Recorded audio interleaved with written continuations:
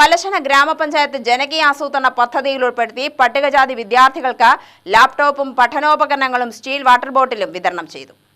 ജില്ലാ panchayat president K Binimol വിതരണ ഉദ്ഘാടനം നിർവഹിച്ചു.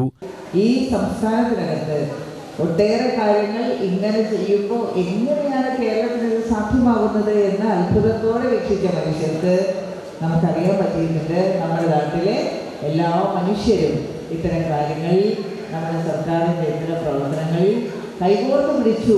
അതുകൊണ്ടാണ് നമുക്കിത് സാധ്യമായത്. വെറുതെ ആവില്ല.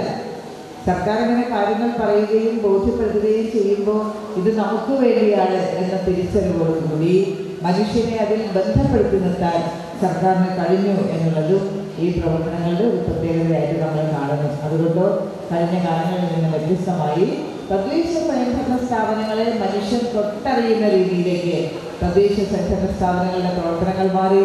ഗ്രാമപഞ്ചായത്തുകൾ സജീവമായി. ഗ്രാമപഞ്ചായത്തുകളിലെ എല്ലാ വിഭാഗം ജനങ്ങളും കയറി വരുന്ന രീതിയിലേക്ക് നമ്മുടെ പ്രവർത്തനങ്ങൾ മാറ്റപ്പെട്ടു.